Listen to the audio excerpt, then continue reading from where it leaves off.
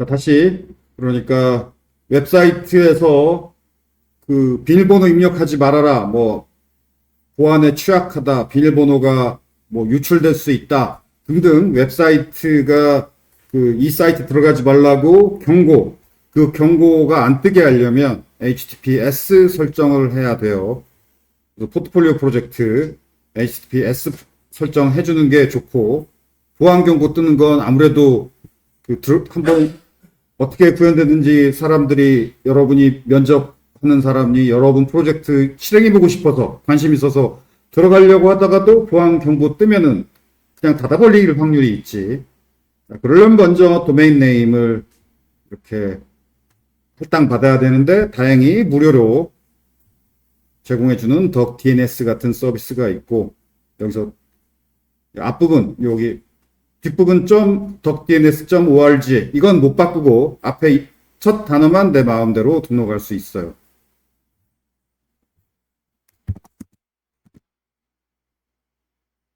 여기 구글로 로그인하면 뭐 구글로 로그인해서 등록하고 IP 주소 등록하고, 이 IP 주소는 당연히 여러분 서버의 퍼블릭 IP여야 하지. 자, 그런데 여러분 서버 그 재부팅하면 퍼블릭 IP가 바뀌어요. 그래서 유닉스 서버는 어지간해서 재부팅할 일이 없어. 근데 만약에 뭐 여러 가지 이유로, 어떤 이유로 재부팅했다. 그러면 IP 바뀌었는지 꼭 확인하고, IP 바뀌었으면 이 덕DNS 다시 들어와서 그 바뀐 IP 주소를 입력을 해야 돼요.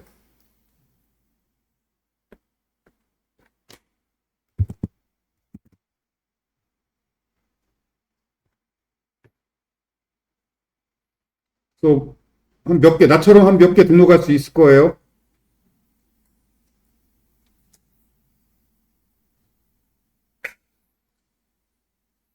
그래서 난 뭐 이름은 이미 등록했으니까 이름을 새로 또 이름을 등록할 필요는 없겠고, 네, 오라클 내 서버 IP가 뭔지,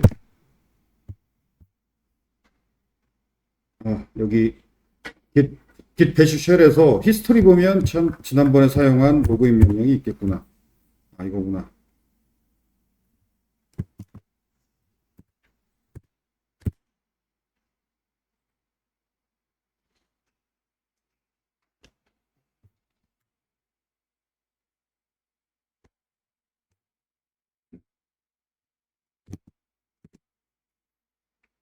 그러면 나도 이름은 작년에 등록했지만,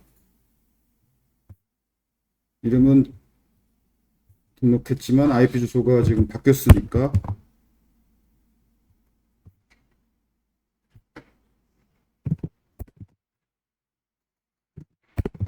또 바뀐 IP 주소로 다 업데이트를.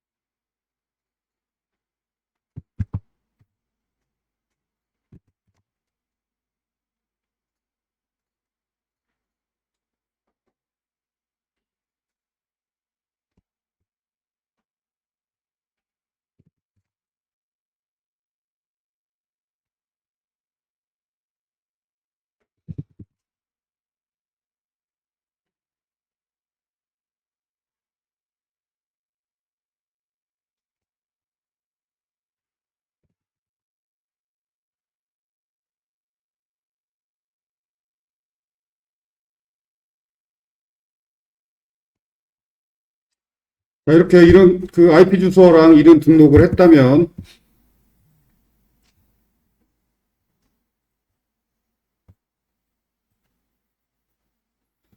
자, 그러면 들어가 보세요. 일단 이름만 등록했으니까 HTTPS는 아직 등록 안 했죠. 이름으로 방금 등록한 이름으로 이렇게 들어가 보면 지난 시간에 우리가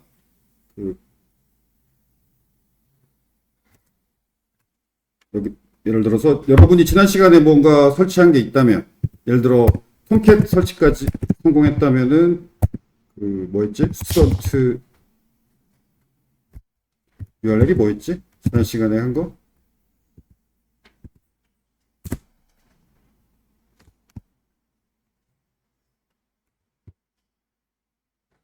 스턴트 2였죠. 스턴트 2 스턴트 리스트 이게 아니었나?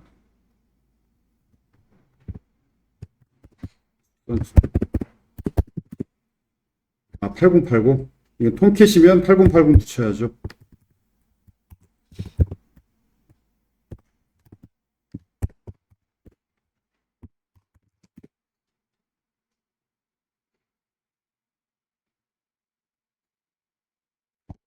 자, 이제 IP 주소가 아니라 아무리 내 서버라도 서버 IP 주소 그 숫자 4개 잘 안 외워지는데 방금 등록한 이 이름 .dnsworld 이건 외우기 쉽지. 백엔드 프로젝트 방금 등록한 그 .dns 도메인 네임으로 이렇게 잘 들어가지고 그 다음에 지난 시간에 구축한 Vue.js 프로젝트 또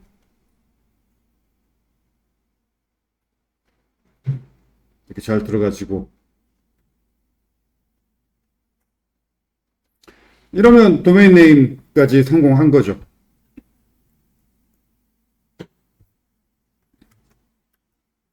자, 이렇게 도메인 네임 등록 성공한 거 확인했고, 자, 이제 도메인 네임을 저렇게 URL에만 사용할 수 있는 게 아니라 여기 여태까지 우리가 로그인 할 때 이 부분에다가 서버 IP 주소를 입력했죠. IP 주소 대신 이제 어디든 서버 주소를 입력해야 될 때 이제 도메인 네임을 사용할 수 있어요. IP 주소 숫자는 외우기 어렵지만 방금 등록한 도메인 네임은 외우기 쉽죠. 자, 이제 로그인도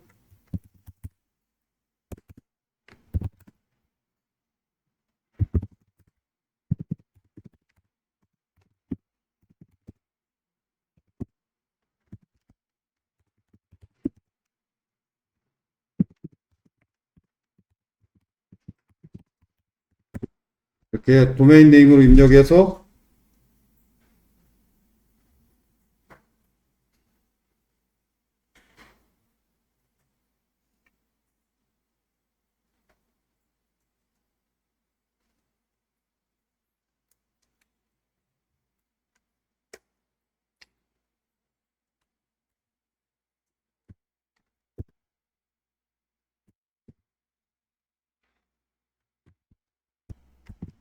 자, 처음 연결은 좀 아까처럼 안 되기도 해요. 근데 몇 번 시도해 보면은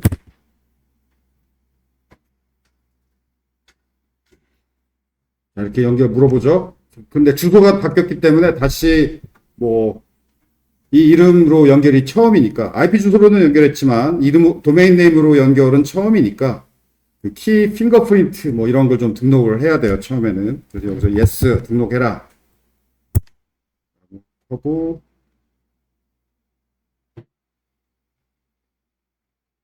자, 그러면 이렇게 연결이 성공했죠.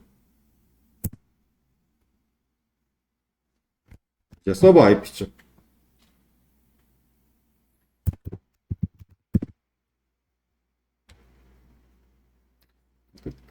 그 다음에 이건 뭐 여러분이 서버 구축을 열심히 앞으로 실습을 할 경우에 좀 편한 팁인데 이건 학습 목표에 속하지 않고 앞으로 서버 구축 열심히 하려는 학생들을 위한 팁이에요. 뭔가 명령 칠 때 이렇게 키 파일을 등록해야지. 그런데 이 키 파일에 디폴트 키 파일이 있어요. 입력을 안 해도 되는 디폴트 키 파일. 그게 뭐냐면 이게 뭐냐면, 내가 그걸 외우지는 못하고, 여러분 홈 디렉토리에, 그 정확한 파일명이 생각이 안 난다. 그거 나중에 쉬는 시간 후에 확인해서 다시 얘기할게요. 이 로그인 명령을 좀 더 짧게 쉽게 할 수 있는 방법이 몇 가지가 있는데, 그 중에 하나는 매번 키 파일 이렇게 입력 안 해도 되게 디폴트 키 파일 이름으로 등록해 놓으면 매번 입력은 안 해도 돼. 근데 그 파일명이 뭐였는지 기억이 안 난다. 그럼 다음에 쉬는 시간 때 확인해 보고 다시 얘기할게요. 아무튼 IP 주소 대신 도메인 네임으로만 로그인해도 한겨울 수월하죠. 도메인 네임 성공했고, 그 다음에 리버스 프락시 웹 서버 설치하는 거, 엔진X. 이건 우리가 이미 앞에서 했죠. 그래서 여기서는 이미 설치했기 때문에 개념만 소개합시다. 우리가 지금 엔진X를 활용하는 것이 포워드 프락시, 리버스 프락시 뭐 이런 게 있어요. 개념.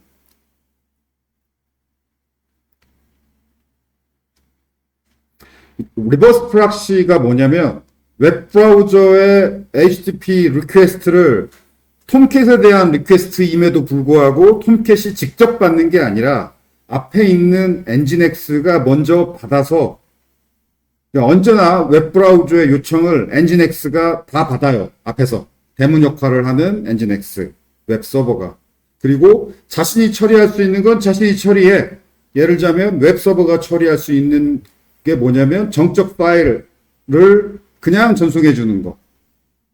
그냥 파일을, 디스크에 있는 파일을 읽어서 그냥 전송하는 거. 이걸 정적 파일이라고 해요. 내용 그대로 읽어서 그냥 전송만 하는 거. 정적 파일 전송 요청. 그건 톰캣보다 엔진X가 훨씬 빨라. 그런 건 엔진X가 처리하고, 자바 서버 애플리케이션 URL, 이건 톰캣이 처리해야지. 그러면 그 요청은 톰캣에게 전달. 이걸 요청을 전달한다. 그래서 request forwarding. 전달한다는 의미예요. forwarding이. 이런 역할을 하는 그 웹 서버를 리버스 프락시라고 불러요. 역방향 프락시. 왜 역방향 프락시라고 부르냐면, 원래 우리가 그냥 프락시 서버라고 하면 정방향 프락시 서버를 그냥 프락시 서버라고 불러요. 그럼 정방향 프락시 서버가 하는 일은 뭐냐? 이건 외부의 요청을 받아서 안쪽에 배분해 주는 게 아니라 거꾸로 안에서 밖으로 나가려고 하는 것을 받아가지고 여기저기로 내보내 주는 게 이게 정방향 프락시. 여러분 회사에 프락시 서버라는 게 있어요. 회사 가면 다 있어요.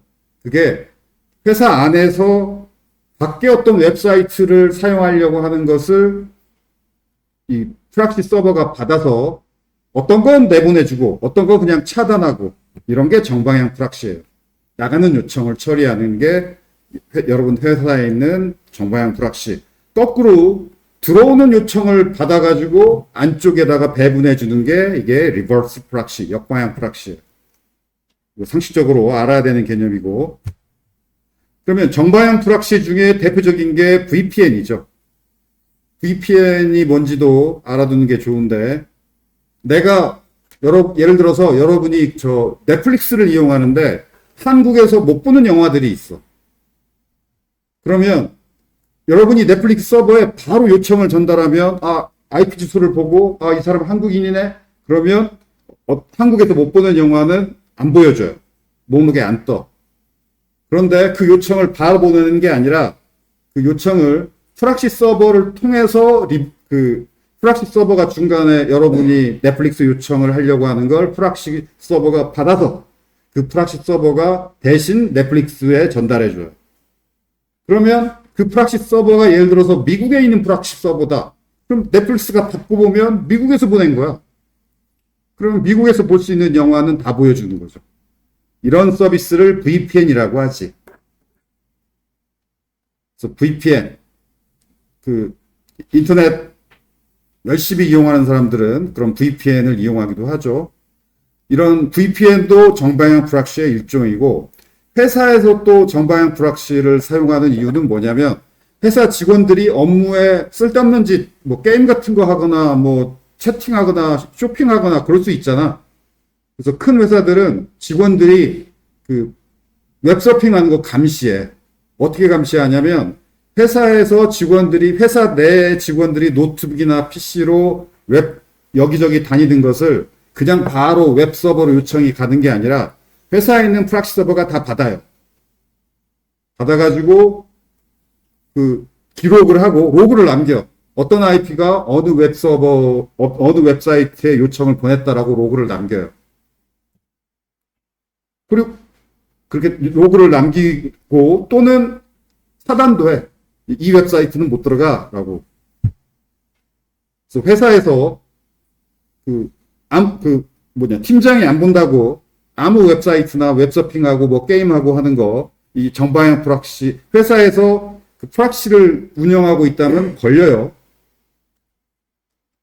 우리 학교도 정방향 프락시를 운영하고 있어요. 우리 학교도 어떤 IP가 어떤 웹사이트 나가는지, 방문하는지 로그에 쌓이긴 해. 근데 아무도 안 보지. 그럼 회사에서는 봐요. 직원들이 무슨 짓 하는지.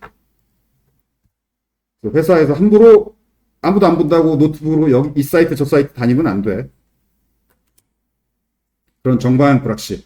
우리가 구축하려고 하는 건 거꾸로 리버스 프락시. 외부에서 들어오는 걸 프락시 서버가 받아서 내부에 여기저기에 중계해줘요. 그러면 왜 리버스 프락시를 운영하느냐?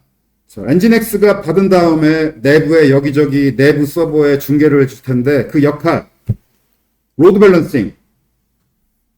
예를 들어서 우리 네이버 같은 경우에 네이버.com 이렇게 하면 이걸 네이버에 리버스 프락시가 먼저 받아가지고 그걸 네이버 이 첫 페이지를 운영하는 서비스는 인스턴스가 굉장히 숫자가 많겠지. 굉장히 많은 인스턴스 중에 하나로 분배해 줘요. 그런 걸 로드 밸런싱이라고 그래. 동접자가 너무 많아서 서버 혼자 감당을 못한다. 그럴 때 서버 여러 대로 그 서비스를 운영하는데 그럼에도 불구하고 사람들이 요청하는 요청은 대문에서 누가 받아가지고 내부 여러 개에다가 분배해 줘요. 또는 캐시 역할을 하는 것도 역시 역방향 프락시의 용도 중에 하나인데 뭐냐면 예를 들어 대표적으로 뉴스예요. 네이버 뉴스 이 한 페이지를 만들기 위해서는 DB에서 이 기사 하나 다 조회하고 사진 조회하고 해서 이 한 페이지를 만들어야 돼요. 그런데 네이버 뉴스의 동접자가 얼마나 많겠어. 그래서 이 정방향 프락시 중에 캐시 역할을 하는 역방향 프락시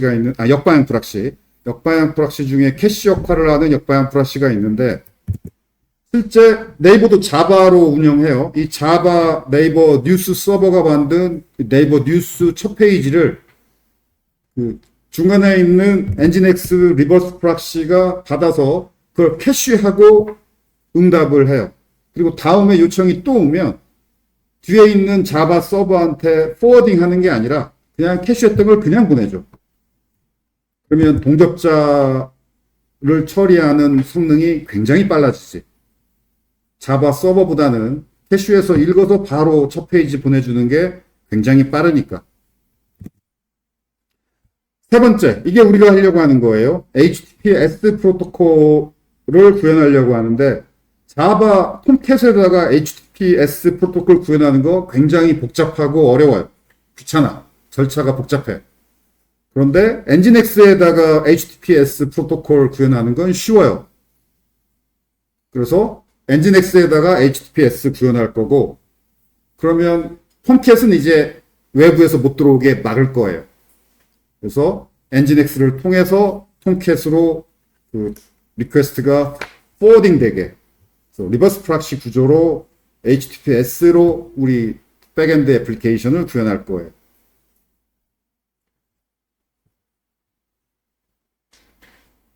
자, 이 개념 우리 이 수업 시험 목표에는 안 들어가니까 이 시험에는 안 나오지만 여러분 기술 면접에서 물어볼 만한 질문이야. 특히 백엔드 개발자. 백엔드 개발자라면 이 정도 개념들은 알아야 되는 상식적인 개념이에요. 잘 알아두기 바라고. 자, 엔진엑스 설치는 했죠. 자, 이제 엔진엑스가 톰캣으로 요청을 forwarding. 톰캣은 이제 외부에서 직접 요청 안 하고 외부에서는 엔진엑스를 통해서 톰캣을 요청하게 되는, 엔진엑스 입장에서는 엔진엑스가 리버스 프락시가 되는 거고, 그래서 엔진엑스가 톰캣으로 리퀘스트를 포워딩 해주는 이런 구조를 만듭시다. 이렇게 만들면 돼요. 이렇게. 자, 노란색으로 칠한 부분은 여러분이 등록한 이름으로 바꿔주면 돼요.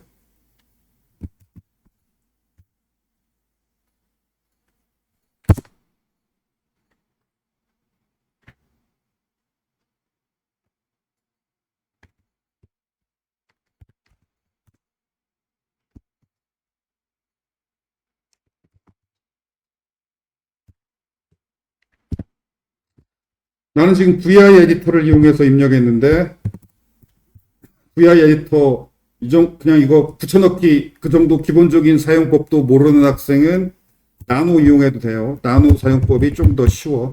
그다음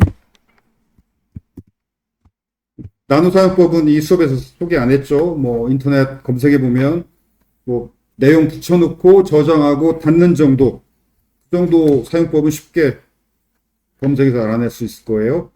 나는 여기 VI였지만 VI 뭐 내용 붙여넣기도 못하는 학생은 여러분이 스스로 공부하기에는 VI보다는 나노가 편해. 그다음에 이렇게 설정 파일을 만들고, 리버스 프락시 설정이에요. 간단히 설명합시다. 톰캣으로 리버스 프락시 리퀘스트 포워딩 해줘라. IP 주소, 이건 로컬 컴퓨터죠. 로컬 호스트 IP 주소가 저거죠. 같은 컴퓨터에 있는 8080 포트에 있다 라는 얘기고, 외부에서 요청이 요 도메인 네임으로 요청이 왔을 때 톰캣으로 요청을 forward 해줘라 라는 설정이에요. 어디에? 엔진엑스에. 엔진엑스 설정.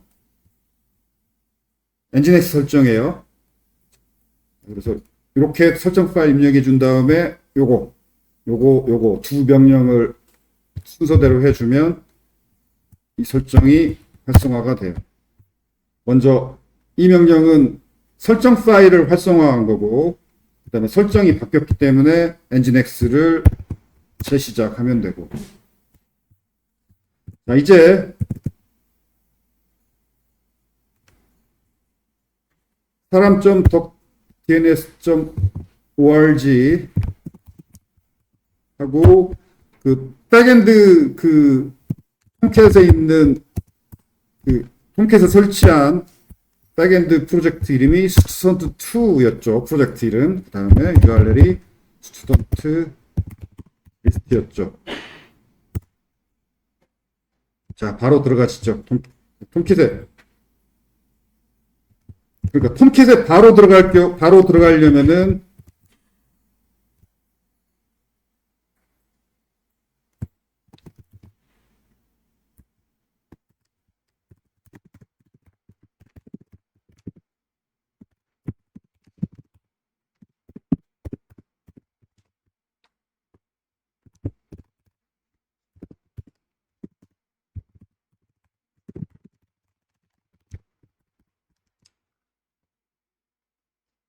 톰캣은 8080이니까 여기다가 8080 붙여주면 톰캣이야, 이게. 톰캣한테 바로 스튜던트2 프로젝트의 스튜던트 리스트 이 URL, 이거 컨텍스트 패스 프로젝트 이름, 이게 그 액션 메소드 URL, 톰캣에 직접 연결하는 URL이고, 이건 엔진엑스를 통해서 리퀘스트가 톰캣으로 포워드 되는 경우, 엔진엑스의 포트 번호는 80 기본 포트니까 포트 번호를 입력 안 해도 돼요.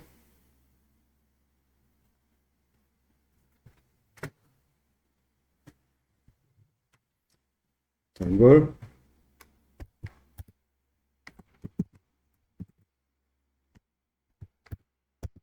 이렇게 잘 되는 걸 확인하면 이제 리퀘스트 포워딩 성공했고,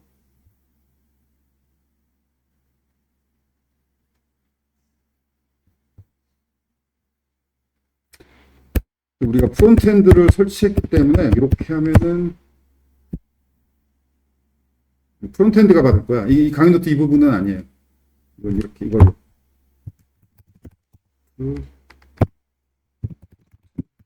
이걸 확인해야지.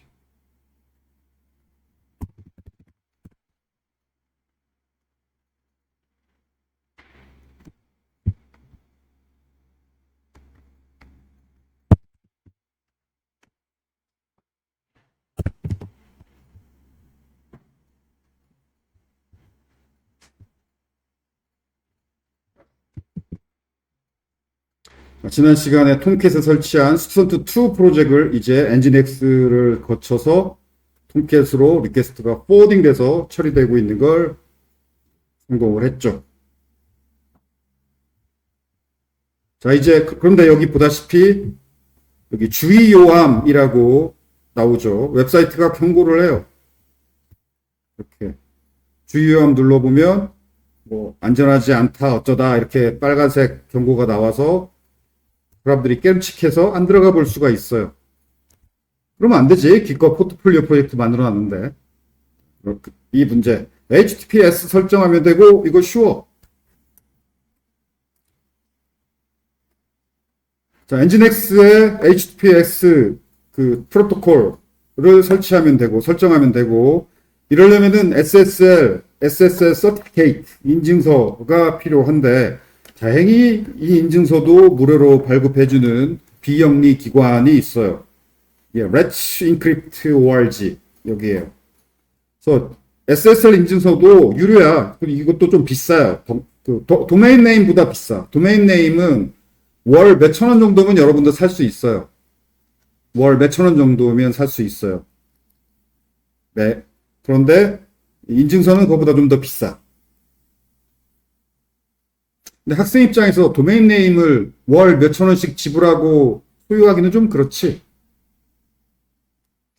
덕DNS 정도면 뭐 학생 수준에서 충분하고, 인증서는 Let's Encrypt 여기 이용해 주면 되는데, 이것도 역시 많은, 특히 이 부분이 비용이 좀 많은데, 뭐 MS나 뭐 구글이나 뭐 페이스북이나 이런 IT 대기업들이 돈을 이렇게 지원해서 무료로 운영되는 Let's Encrypt 비영리 기관에서 무료로 SSL 인증서를 발급해 줘요. 다만 무료인 대신 이 인증서는 90일마다 90일마다 갱신해야 해요.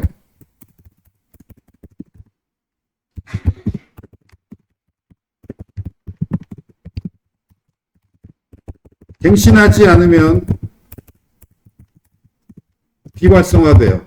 제거된단 말이에요. 무료인 대신 그러니까 무료로 발급해줬더니 너무 마구마구 남용 발급받아가지고 발급 받아놓고 안 쓰고 이러면은 아무리 IT 대기업 후원이지만 돈이 낭비되는 거잖아. 그래서 너가 지금 발급받아가서 사용하고 있는 거 맞아? 그걸 확인을 90일마다 하는 거예요. 그래서 90일마다 재발급해야 돼. 갱신 혹은 재발급. 갱신. 갱신하지 않으면 비활성화되고, 즉, 제거된 것과 비슷해요.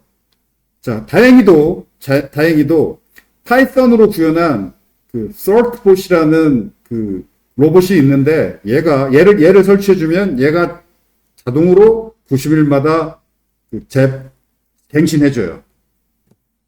그래서 이 sortbot까지 설치해주면 돼요. 그러면 아마 90일마다 한 번씩 여러분 이메일 주소로 뭐 재발급해야 된다, 어쩐다, 이메일이 Let's Encrypt부터 오기는 할 거예요.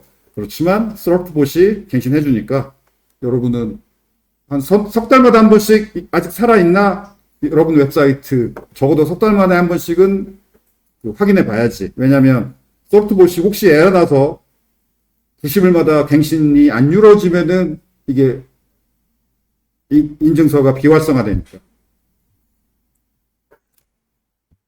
자, 그래서 먼저 sortbot 설치 이 명령 실행하면 되고,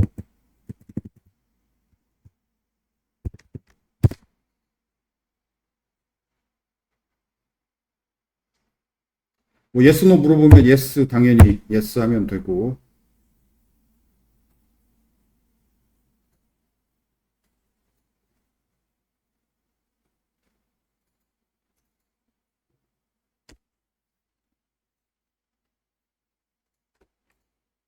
아, 그거 안 했다.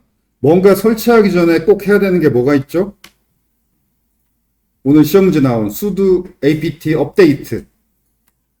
그래야 최신 버전의 패키지로 설치되지. 나 지금 그거 깜빡하고 안 했는데 뒤에 해도 돼요. sudo apt 업데이트. 그래서 패키지 정보 업데이트하고 그다음에 방금 설치한 이 솔트봇이 혹시 옛날 버전이 설치되었을 수도 있죠. 그럼 업그레이드 해야지.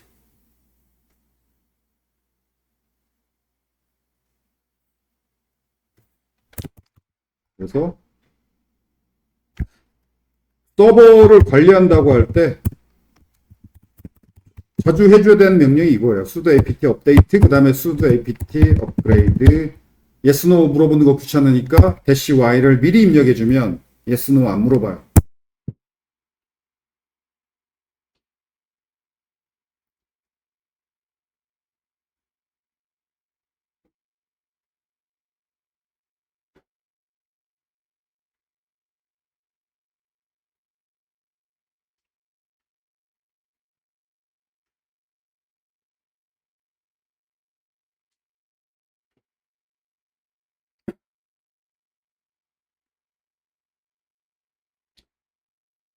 자, 저렇게 우리 이번 학기에 들어서 설치 시작한 건임에도 불구하고 뭔가 저렇게 계속 업그레이드 되죠.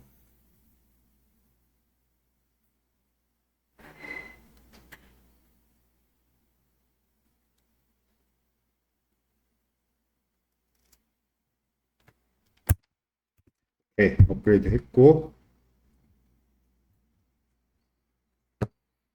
자, 이제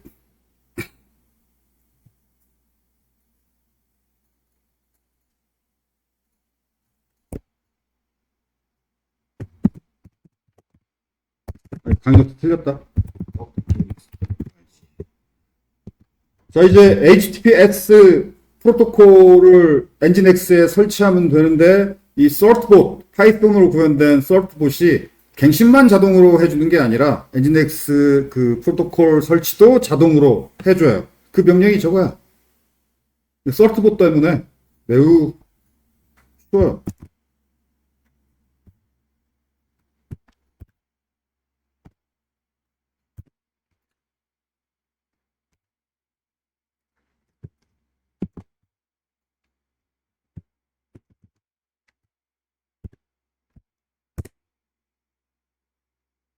당연히 여기 도메인 네임은 여러분의 도메인 네임으로 수정하세요. 사람 이 도메인 네임은 내가 등록한 거라 여러분은 사용 못해. 자, 여기 그 입력하자마자 처음 물어보는 게 그, 자, 관리자의 이메일 주소 입력하라. 이메일 어드레스라고 나와요.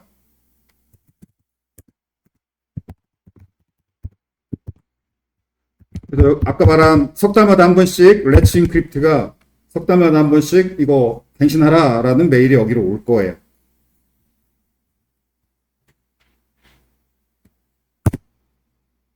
그래서 여러분 이메일 주소 제대로 입력해야 되고 그다음에 뭐 물어보면 yes, no 물어보면 당연히 yes고 뭐 이게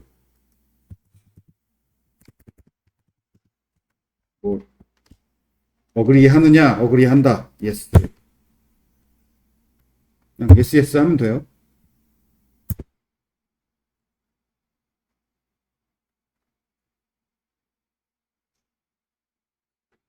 아 나는 참 지나갑게 등록해서 또 등록하는 거 에러 날라나?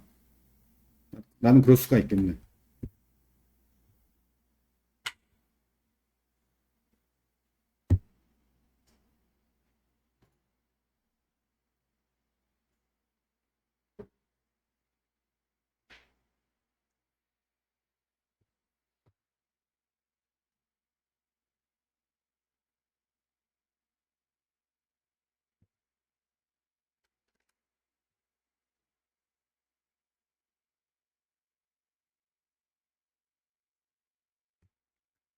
나는 역시 이미 한번 등록했기 때문에 에러 났다.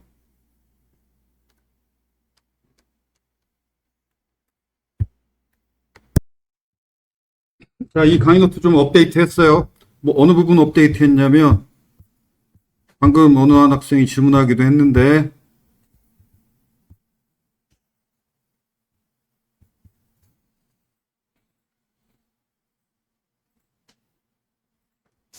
아, 또, 여기 7페이지, 여기가 톰캣 확인, 도메인 네임 등록하자마자 도메인 네임으로 톰캣 들어가 보는 거 확인하는 게 이렇게 들어가서 확인해 보세요.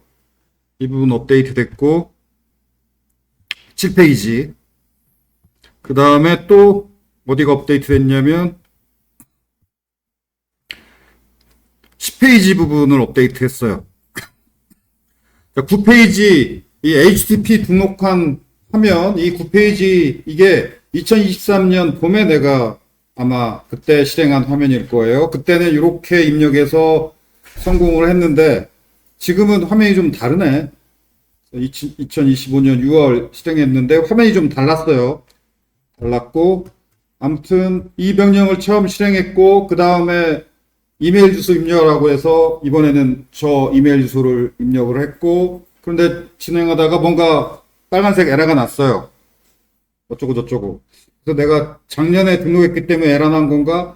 그래서 곰곰이 생각해 보니까 3개월마다 갱신 안 하면 어차피 삭제되잖아. 삭제됐을 텐데? 라고 생각이 들어서 다시 한번 명령을 실행했더니 요 화면처럼 그냥 성공을 했어요. 아마 인터넷 통신 장애 뭐 비슷한 게 있었나 봐. 아무튼 2020 올해 방금 실행했죠. 요 명령 실행했더니 이메일 주소 입력하라고 하고 뭐 yes no에서 yes yes만 했더니 이렇게 성공을 한 거라고 생각하면 돼요. 자, 이렇게 HTTPS 이 화면과는 좀 다르지만 작년 화면과는 좀 다르지만 어쨌든 비슷해. 자기 관리자 이메일 주소 입력하고 뭐 어그리 하느냐 그럼 어그리 yes no 물어보면 yes. 다른 게 이걸 안 물어보는 것 같아. 여기 숫자로 1번 no direct direct 이런 거 이거 물어보지 않았던 것 같아요. 방금은. 아무튼 yes yes만 했더니 성공했어요. 성공했고, 자, 성공했는지 확인은 당연히 HTTPS로 들어가 보면 되지. 자, HTTPS로 들어가 보면, 자, 성공했죠. 이렇게. 이거, 그냥 HTTP로 들어갈 때, 이건, HTTPS로 들어가 보기도 하고, HTTPS로 그 톰캣, 스튜던트 투 스튜던트 리스트 들어가 보기도 하고, 다 되죠. 둘 다 이렇게 잘 들어가져요. 그리고 여기 주의요함 경고 안 뜨지. 그리고 여기 아까 주의요함 떴던 데 눌러보면은 이 연결은 안전합니다 라고 뜨죠. 포트폴리오 프로젝트 여기까지 해야지. 뭐 주의요함이라고 포트폴리오 프로젝트에서 뜨면 대충 예, HTTPS 그 설정 안 해서 그렇구나라고 짐작은 되지만 어쨌든 좀 깨름칙하잖아. 들어가 보고 싶지 않잖아. 주의하라고 하는데.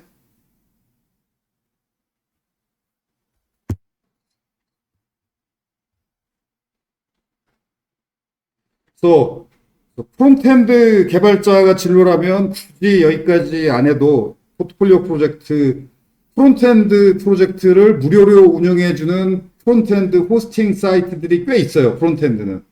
대표적으로 뭐 버셀 같은 거. 근데 백엔드는 거의 없어. 왜 프론트엔드만 무료 운영해 주는 데가 많냐면 프론트엔드 프로젝트만 운영하는 건 리소스를 적게 먹어요. 자바 백엔드, 자바가 메모리를 많이 먹어. 자바 백엔드를 무료로 운영해 주려면은 많은 리소스를 무료로 제공해야 되니까 프론트엔드는 다운로드 한 다음에 웹브라우저에서 돌아가잖아. 근데 백엔드는 서버에서 돌아가니까 비교도 못하게 서버에서 리소스를 많이 먹어요. 무료로 운영해주기가 힘들어. 백엔드 프로젝트가 자기 주 진로인 학생은 꼭 여기까지 열심히 공부해야 되고, 프론트엔드면 굳이, 그렇잖아. 프론트엔드가 서버 구축 못해도 되지. 프론트엔드 개발자가. 그래서 프론트엔드 개발자가 자기 주 진로인데 여기까지 해야 되는 이유는 어쨌든 여러분이 이 수업을 수강하니까. 그래서 앞에 시습 점수가 만점이라면, 어느 한 학생이 지적해 줬는데 필기시험이 이미 4번 봤죠. 그러면 5번째 보는 건 OT에서 한 약속과 어긋나니까 다음 주 시험 안 볼게요. 약속대로 해야지. 다음 주 필기시험 없어요. 그리고 자, 백엔드가 자기 주 진로인 학생은 HTTPS 설정까지 꼭 하기 바라고, 앞에 실습 점수 만점 맞았더라도 백엔드 개발자는 이렇게까지 할 줄 알아야 돼. 근데 프론트엔드 개발자이고 앞에 실습 시험들이 만점이라서 굳이 마지막 실습 과제 만점 안 맞아도 좋다, 이런 학생은 여기까지 안 해도 좋아요. 프론트엔드 개발자는 이렇게 안 해도 무료로 운영해주는 호스팅들이 많아. 오케이. 아무튼 HTTPS 설정까지 성공했어요.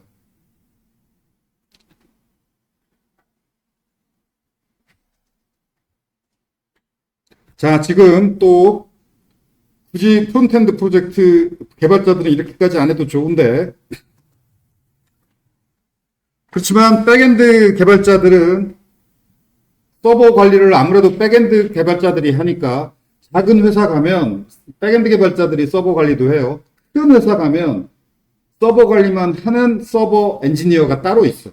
큰 회사 가면. 작은 회사 가면은 서버 관리 엔지니어가 따로 없고, 백엔드 개발자가 그 백엔드 프로젝트 설치하고 그런 것까지 직접 하게 되기도 해요. 그러면 그 백엔드 개발자가 프론트엔드 프로젝트까지 같이 백엔드랑 설치를 해야지. 프론트엔드 프로젝트 HTTPS 설정 방법을 얘기를 할게요.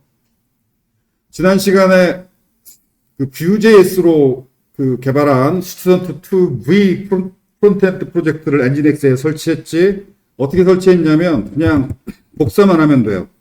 어디에 복사했냐면 -l var 밑에 따따따 밑에 html 밑에 여기가 엔진엑스 뭐랄까 루트 디렉토리예요. 여기 index.html이 지금 엔진엑스 첫 페이지야.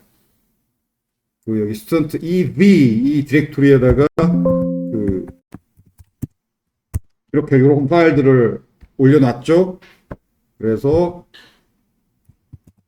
그렇기 때문에 HTTPS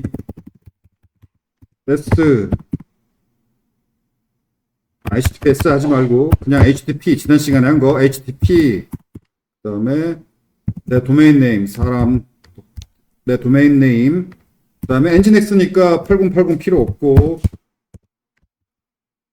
도메인 네임, 그다음에 스튜던트 ev까지만 하면, 이렇게 그냥 여기까지만 하면 http 사람.dns.org 여기까지만 하면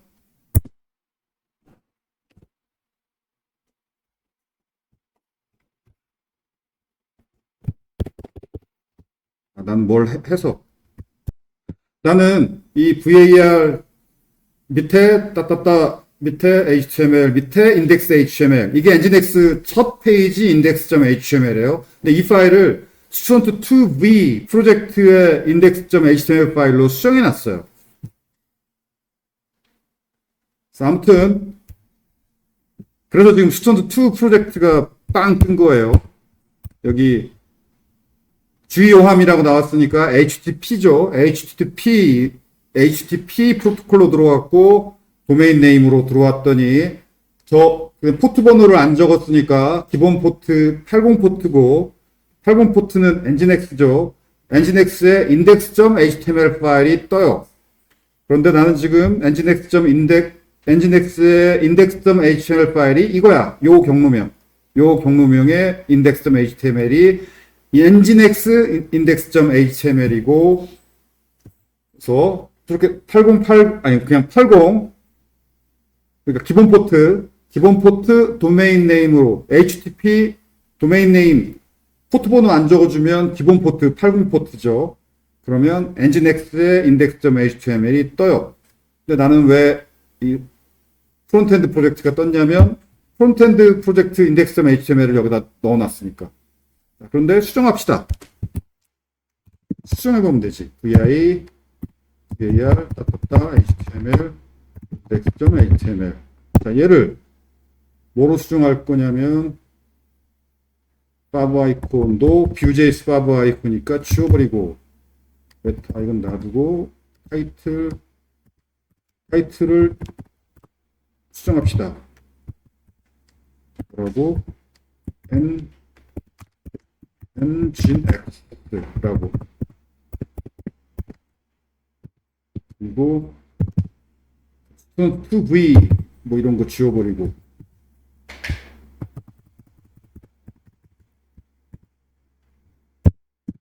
내가 원하는 내용으로 수정합시다. 이걸 뭐라고 xhome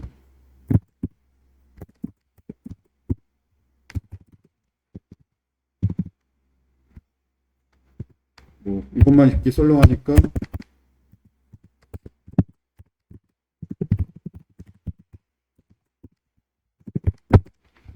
자 이렇게 nginx home 안녕하세요 라고 파일을 수정했어요.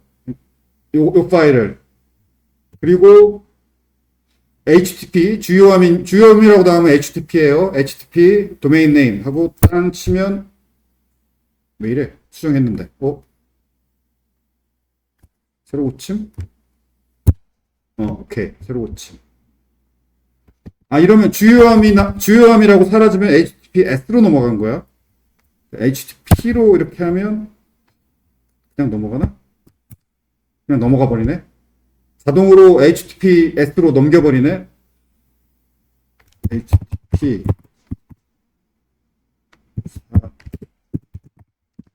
분명히 나는 지금 HTTP 사람.dns.org라고 입력했는데 엔터를 치면 이게 자동으로 HTTPS로 넘어갔어요. 이렇게 여기 주요함이 이게 사라지면 HTTPS로 넘어간 거야.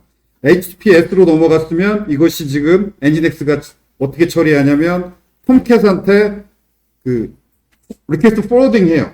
그래서 지금 톰캣이 받았어요. 톰캣으로 넘어갔어요. 자, 요런 서버 구축하면서 이런 내용도 좀 알아야 되는데 왜 그러냐면은 왜 이렇게 자동으로 나는 분명히 HTTP로 접근했는데 왜 저절로 HTTPX로 넘어가느냐 서버에서 그런 일이 일어나요.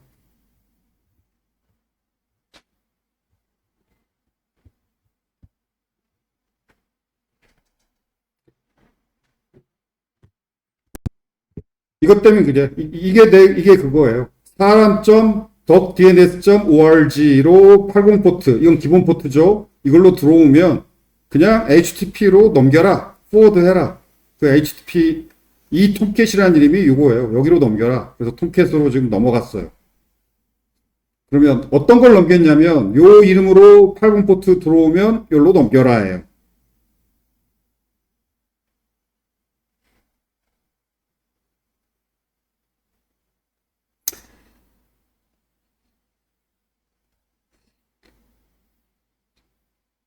자, 그렇고, 그래서 다시 분명히 내가 HTTP죠. 도메인 네임 하고 엔터 치면 그냥 이게 주요함이 아니고 HTTPS로 넘어갔어요. HTTPS가 맞는지 확인하는 방법은 HTTPS가 맞는데 컨트롤 C 한 다음에 여기다 커서를 클릭해서 수정 모드 들어가면 보이네. HTTPS라고 보이죠. 이렇게 저절로 넘어가 버려요. 이걸 웹브라우저가 지 마음대로 HTTPS로 넘긴 게 아니라 서버에서 HTTP로 접근했더니 서버가 HTTPS로 리다이렉트 시킨 거예요. 그 웹 프로그래밍, 백엔드 프로그래밍 수업 들었다면 리다이렉션이 뭔지 배웠을 거예요.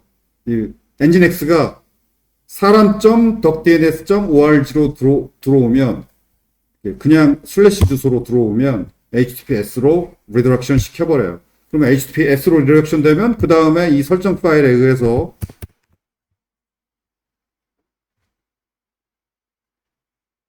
요것 때문이에요. 이게 80 포트가 HTTP지. HTTP로 들어와 버리면 여기로 넘어가라 라고 리더렉션 됐고, 나도 정확히 모르겠다. 나도 서버 옛날에 알았던 것 같은데 좀 기억이 안 나요. 이 메커니즘이.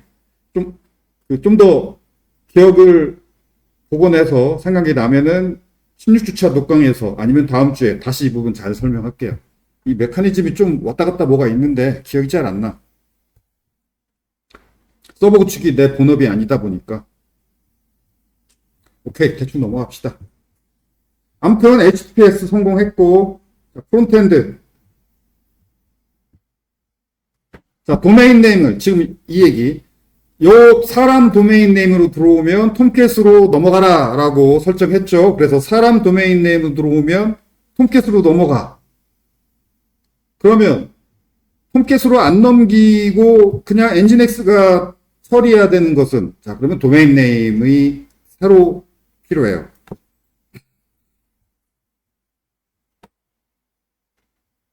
그럼 이렇게 합시다.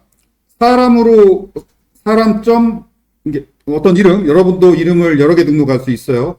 어떤 이름으로 들어온 것은 톰캣으로 넘기고, 이건 이미 설정했어. 자, 다른 이름으로 들어오면 그건 톰캣으로 넘기지 말고 엔진엑스가 처리하고, 자, 이렇게 이 이름으로, 이 이름은 이렇게 처리하고, 저 이름은 저렇게 처리하고, 그래서 서버는 하나지만 도메인 네임을 여러 개 등록할 수 있어요. 자, 그래서 그, 이 엔진엑스 설정 파일을 수정합시다.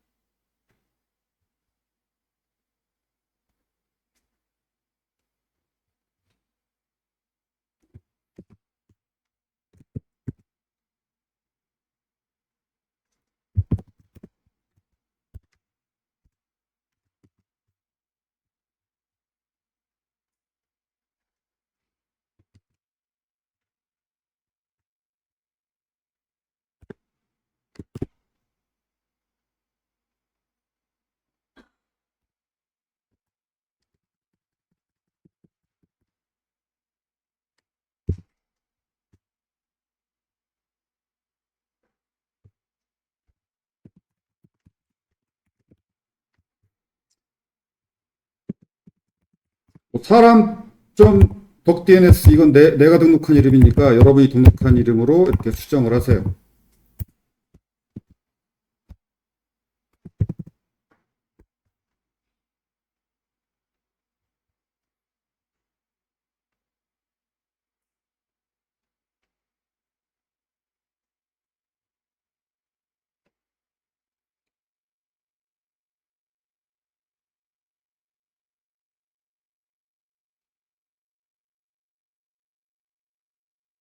자, 그 다음 두 번째 이름,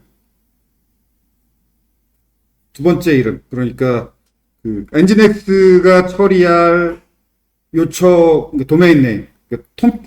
첫 번째 도메인 네임은 톰캣으로 넘기니까 자, 두 번째 도메인 네임은 톰캣이 아니라 엔진엑스. 두 번째 이름을 또 덕DNS에 등록을 합시다.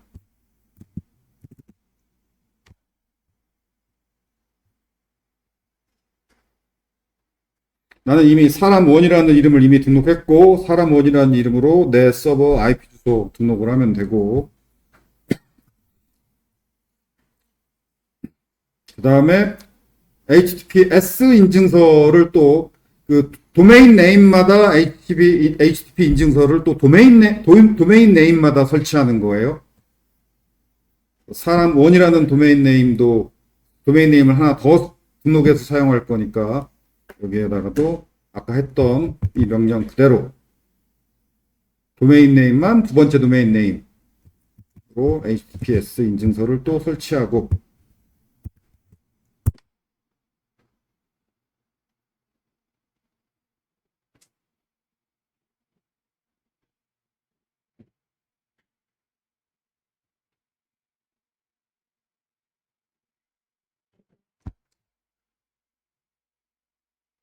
아까처럼 또 에러 나네. 아까도 이런 똑같이 에러가 났었는데.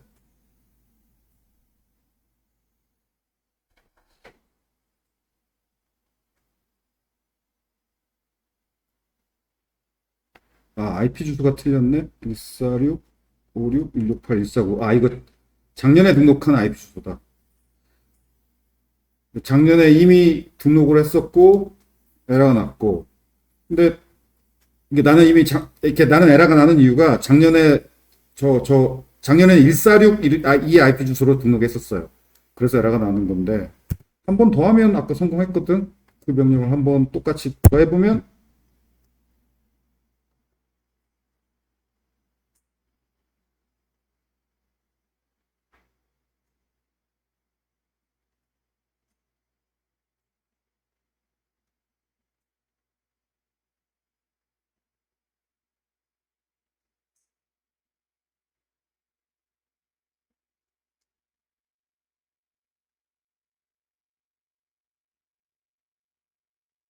아까하고 똑같네. 성공했어요. 아, 내가 첫 번째 실패하고 두 번째 성공하는 이유는 이거예요. 작년에 등록한 IP가 있어서 첫 번째 등록은 실패했는데 실패하면서 작년에 등록한 걸 지워버리나 봐. 그래서 두 번째 등록하니까 마치 새로 등록하는 것처럼 성공한 것 같아요. 그렇다면 여러분은 처음 할 때부터 성공하겠지. 여러분은 작년에 등록한 게 없으니까. 아무튼 어쨌든 요 명령 가지고 아까도 그렇고 지금도 그렇고 물론 나는 작년에 등록한 뭐 그게 있어서 중간에 한 번 실패해서 두 번 똑같은 명령을 두 번 실행해야 되긴 하지만 어쨌든 이 명령으로 두 번째 이름 사람 원이라는 이름도 성공했어요. 그리고 엔진X 재시작을 하고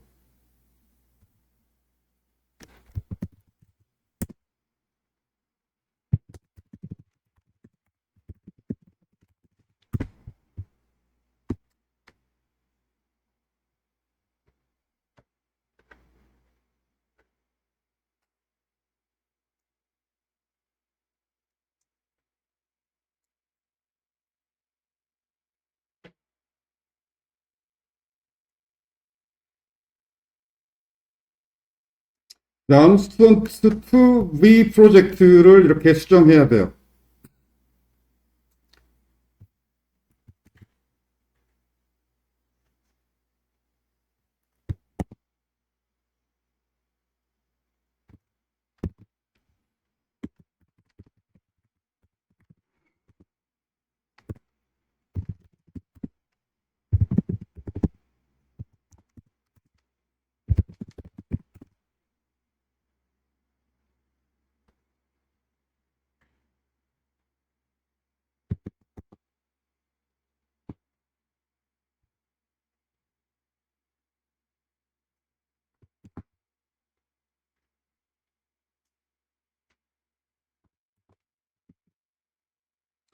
자, 왜 이렇게 수정해야 되냐면 잘 생각해 보세요. 프론트엔드 프로젝트는 어디서 실행되냐면 그 프론트엔드니까 웹브라우저에서 실행돼요. 웹브라우저에서.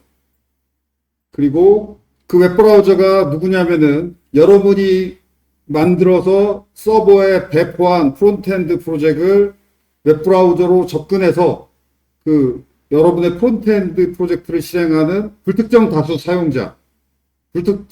사용자들의 노트북에서 실행돼요. 이 프론트엔드 프로젝트는. 웹브라우저. 불특정 다수 사용자들의 노트북의 웹브라우저에서 실행돼요. 근데 프론트엔드 프로젝트는 백엔드 서비스에 연결을 해야지. 여러분이 지금 개발한 이 스튜던트 2V 프론트엔드 프로젝트가 접근할 백엔드 프로젝트는 어디에 있냐면 지금 여러분이 구축한 서버에 있죠. 그리고 그 서버의 보안을 위해서 그 서버를 우리가 지금 HTTPS 프로토콜만 열을 거예요. 그래서 요 URL이 지금 여러분이 구축한 서버에 그 톰캣에 설치한 스튜던트2 백엔드 프로젝트야. 그래서 지난 시간에 이 프론트엔드 프로젝트 지난 시간에 구축할 때는 이 URL이 이 백엔드 URL이 이거였어요. HTTP였고 그다음에 IP 주소 였고 8080 포트였고 스턴트 2 이거였어요.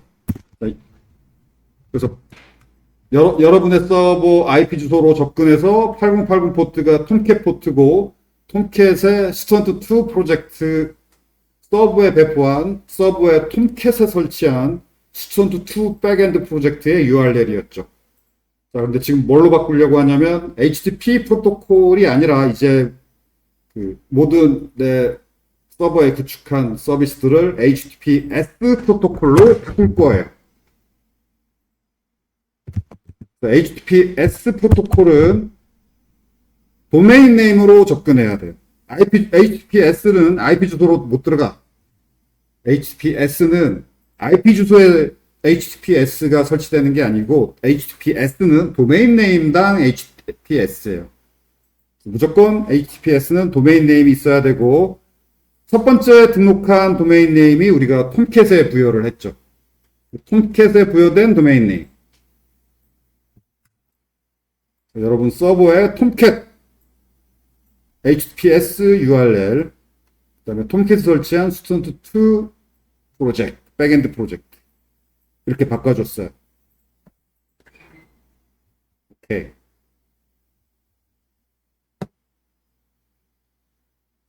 자 이제 빌드에서 npm run build 그 다음에 지난 시간에 했던 배포 이걸 또 똑같이 해야 돼요.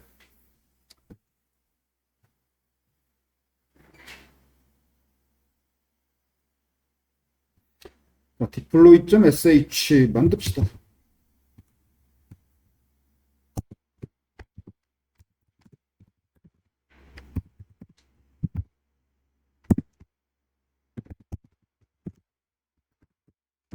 이 파일의 경로명이 어디더라?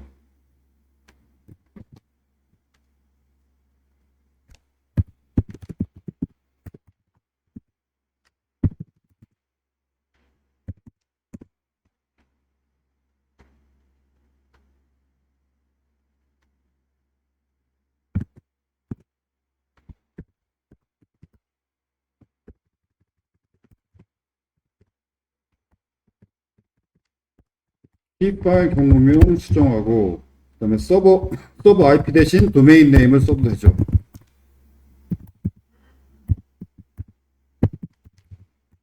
서버 IP 대신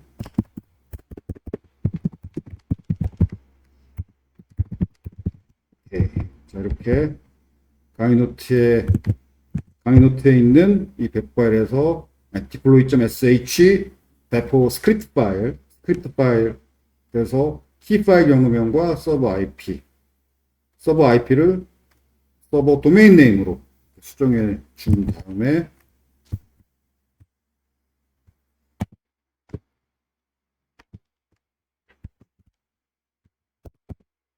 npm run build 하면 다시 빌드가 되고 그 다음에 이제 배포하는 명령은 deploy.sh 스크립트 파일에 구현했기 때문에 deploy.sh 파일을 이렇게 실행을 하면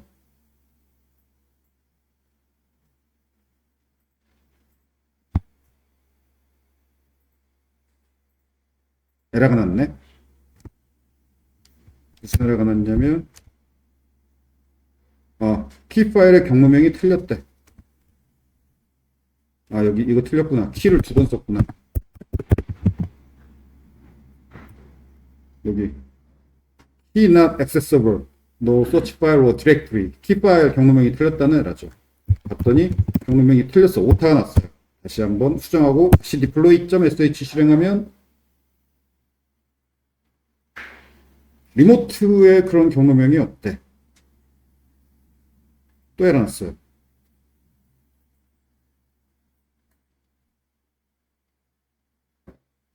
서버에 저런 경로가 없대. 있는데?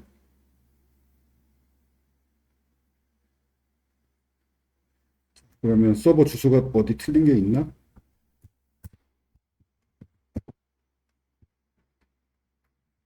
우분투 사람.dns.org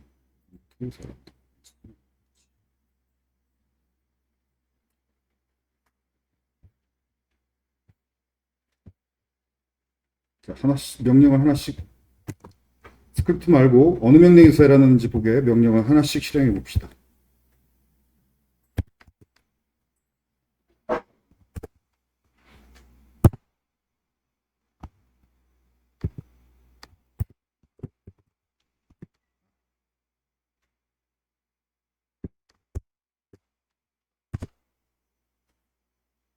오케이. 첫 번째 명령은 성공을 했고,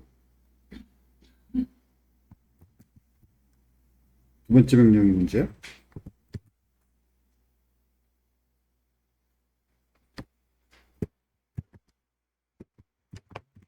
두 번째 명령을 붙여놓고, 실행. 두 번째 명령에서 일어났네?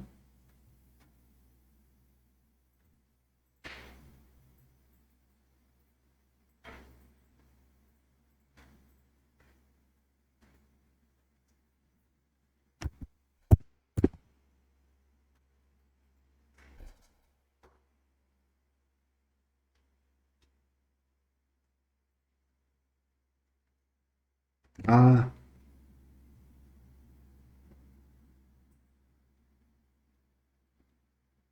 알았다.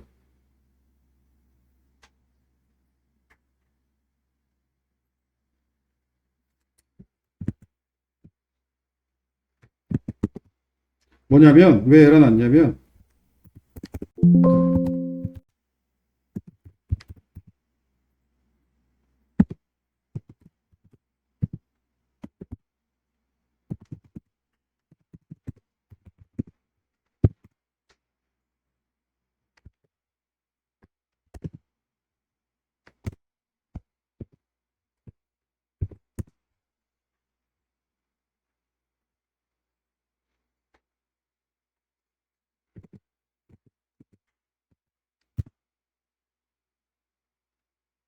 오케이. 권한이 없어서 일어났네.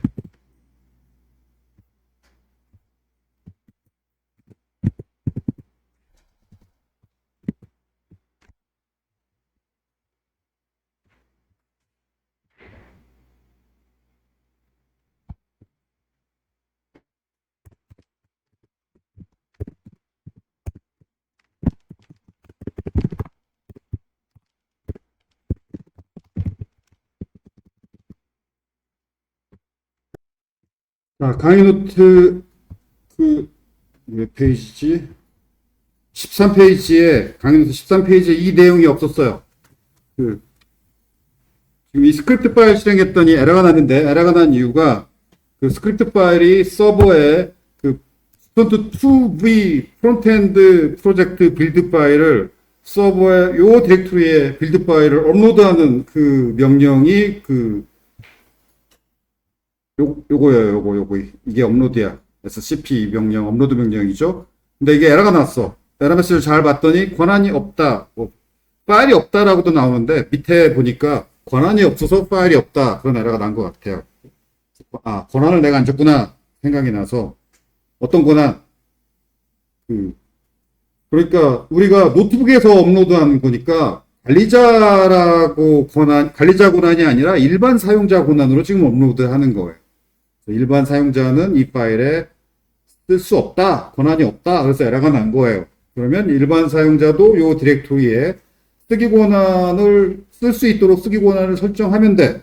또 서버의 쉘에서 sudo chmod가 바로 권한 부여 명령이에요. 권한 부여 명령. chmod. 요 디렉토리, 이 디렉토리에 대해서 권한을 부여하는데 어떤 권한? A가 all이에요. all. 모든 사용자. all. 그 다음에 플러스 write. 플러스는 부여한다. 마이너스는 제거한다. A 플러스 모든 사용자에게 플러스 권한을 부여한다. 어떤 권한을? 쓰기 권한. 그래서 write. 읽기 권한이면 R이겠죠. read. 실행 권한이면 X예요. X. 그리고 플러스면 부여. 마이너스면 제거. 이게 유닉스의 권한 부여 명령이 chmod all 플러스 x 혹은 뭐 all 마이너스 x. 참고로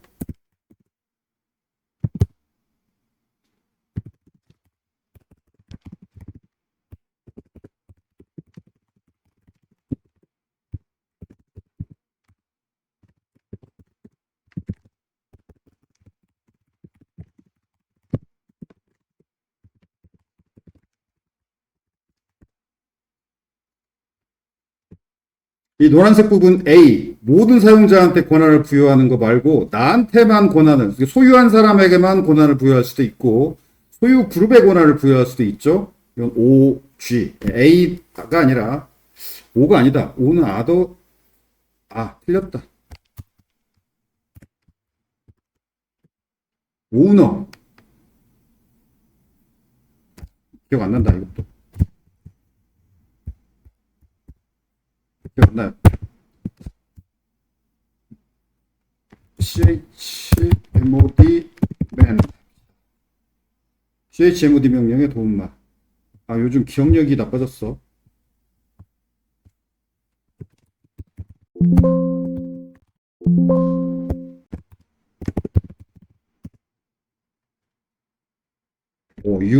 UGO.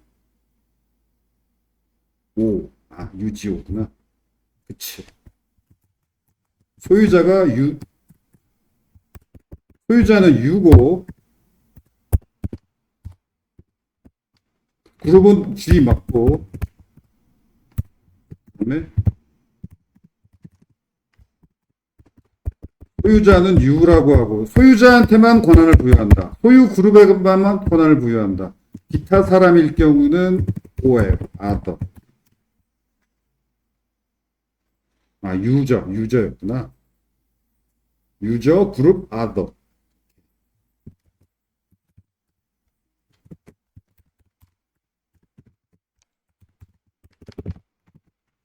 자, A는 모든 사용자고, 모든 사용자가 아니라 소유자, 그룹, 기타 사람에게만 따로. 그 다음에 권한은 쓰기는 W고, 그 다음에 읽기는 쉽죠. 읽기는 당연히 읽기 권한을 누구한테 주고 뺐고, 그럼 read고,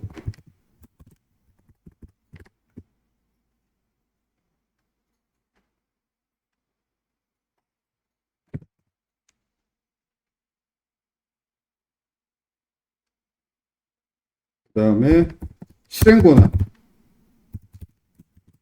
X예요.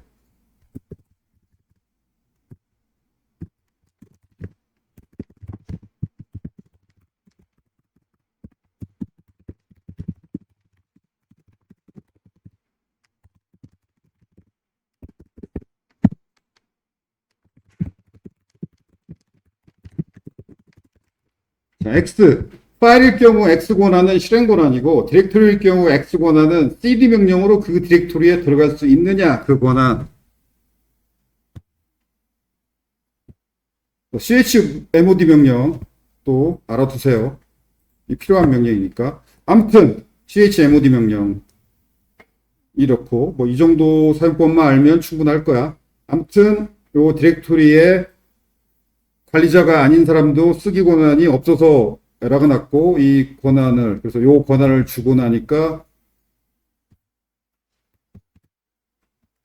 자 이렇게 deploy.shell 스크립트 파일이 실행하면 자, 업로드 성공. 오케이.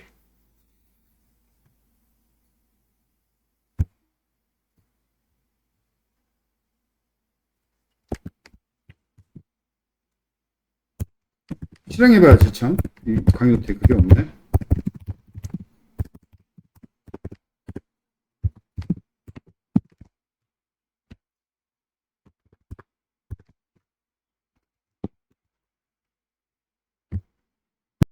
오케이. 자, 강의 노트 업데이트 했어요. 어느 부분이 업데이트 됐냐면은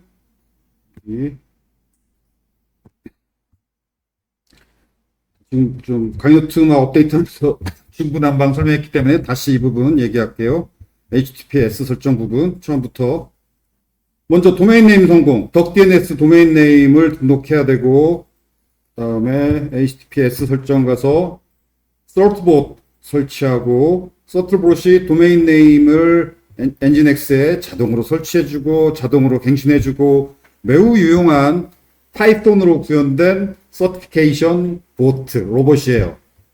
사람이 귀찮게 이것저것 해야 될 일을 얘가 다 자동으로 해줘. 그래서 먼저 첫 번째 도메인 네임 나는 그게 사람인데 이것을 첫 번째 도메인 네임에다가 요 명령이 그 HTTPS 프로토콜 인증서를 등록한 거예요. 인증서는 도메인 네임마다 등록돼야 돼. 그걸 그냥 HTTPS 프로토콜을 등록했다, 이렇게 설치했다, 이렇게 이해해도 좋아요. 정확히 말하면 HTTPS 프로토콜을 사용하기 위해 필요한 인증서를 렛츠 인크립터 발급받아서 설치한 거야. 아무튼 뭐 성공했고, 그러면 이제 요 주소로 들어가 보면은 톰캣으로 연결이 돼요. 왜 톰캣으로 연결하냐면 아까 위에서 그렇게 설정을 했어. 여기 첫 번째 도메인 네임으로 들어오면 톰캣으로 넘겨라. 그래서 이 도메인 네임은 톰캣을 이용할 때 사용할 도메인 네임이에요. 첫 번째 도메인 네임.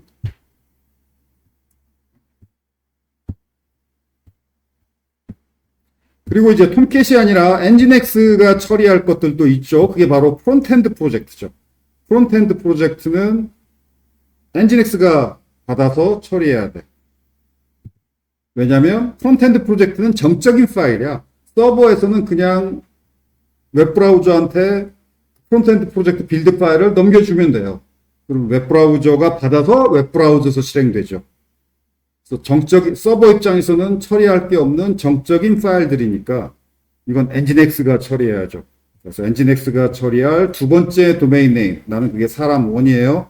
사람1 덕DNS에서 발급받고, 그 다음에 이 엔진엑스 기본 설정 파일에 요거 설정해야 되고, 첫 번째 도메인 네임 등록한 거죠. 첫 번째 도메인 네임.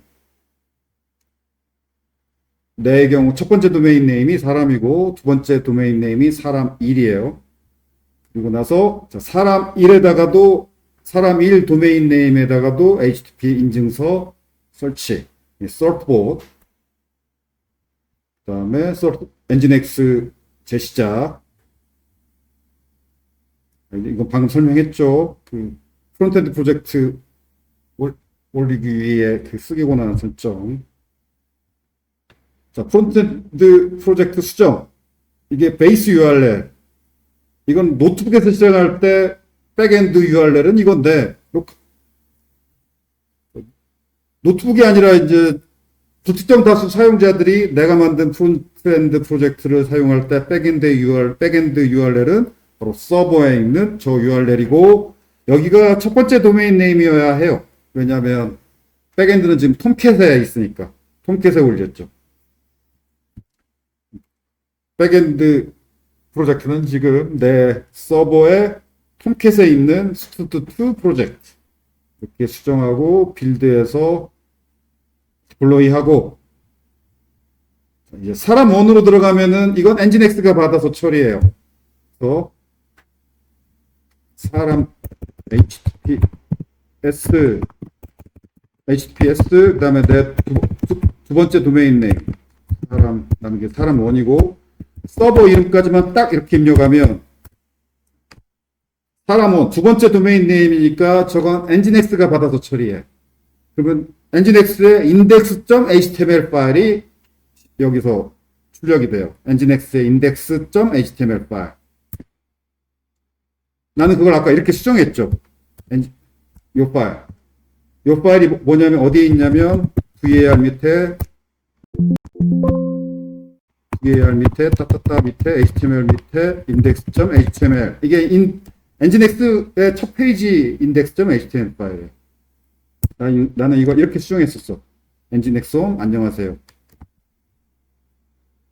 여러분 수정 안 했을 테니까 기본 엔진엑스 첫 페이지 파일이 여기 보일 거예요. 엔진엑스 그 나 엔진엑스다. 그런 메시지가 보일 거예요. 그리고 여기 엔진엑스 여기 요 디렉토리 아래 스튜던트 EV 디렉토리 아래다가 스튜던트 EV 프로젝트를 설치해 놨죠. 빌드 파일을 설치해 놨죠. 스튜던트 EV 하면 스튜던트 EV 프론트엔드 프로젝트가 지금 백엔드 오케이. 백엔드에서 프론트엔드 프로젝트가 먼저 떴고 그 다음에 백엔드에서 데이터 받아오는데 시간이 좀 걸리죠.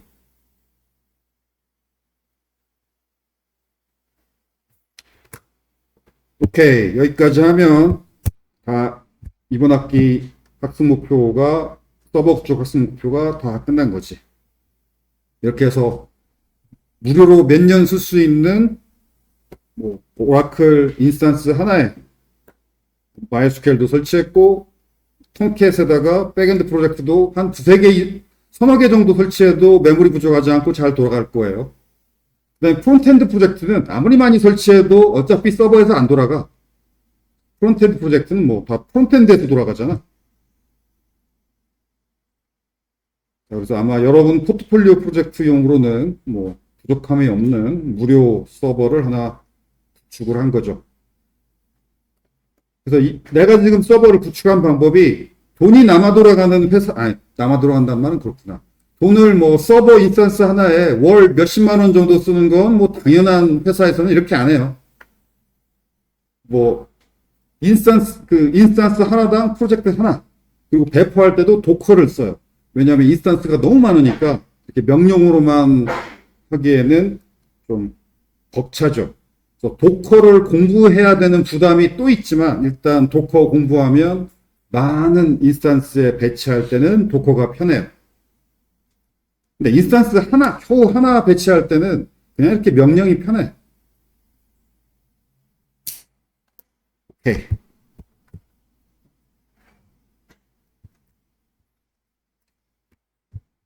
자, 그 다음, 마지막으로, 시스템 로그. 이렇게 에러 없이, 우리, 저렇게, 프론트엔드야 웹브라우저 돌아가니까. 아니지만, 백엔드 프로젝트는 서버에서 돌아가죠. 자, 서버가 돌아가다가, 죽네? 그럼 왜 죽는지 알아야 할 거 아니야. 내 노트북에서는 잘 돌아가. 근데 서버에서 가끔 죽어. 그런 일이 있어요. 노트북에서는 잘만 돌아가는데, 서버 가면 가끔 죽는다. 이런 일이 있어요. 그때, 왜 죽는지 알려면 로그를 봐야죠. 서버의 로그. 그게 요 명령은 설명 안 할게요. 이건 이제 전반적으로 그 서버 로그, 서버에 이것저것 많이 설치했고 많이 설치한 그런 여러 패키지들의 로그 파일을 볼 때 요 명령들로 보면 돼요. 그런데 우리는 그 겨우 홈캣에 설치한 백엔드 프로젝트만 관심 있잖아. 그거 로그 파일은 어디 있냐면 cd 밑에 var 밑에 로그 아니야?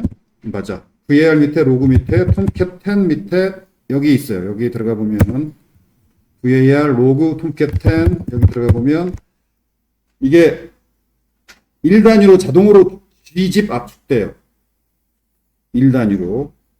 그리고 얘만 보면 돼. 카탈리나.out. 그래서 긴 파일의 내용 보는 게 레스죠. 레스 카탈리나.out으로 레스로 보면 한 페이지씩 한 페이지씩 끊어볼 수 있어요. 쭉 보면 되고 여기 5월 27일 에러 났네. 이게 자바 에러 메시지 알죠? 근데 한글이 이렇게 보여요. 이건 좀 아쉽네. 이걸 한글 제대로 보려면 어떻게 하면 될까? 레스로 보면 한글이 깨지네. 이것도 구글링 해야지 뭐.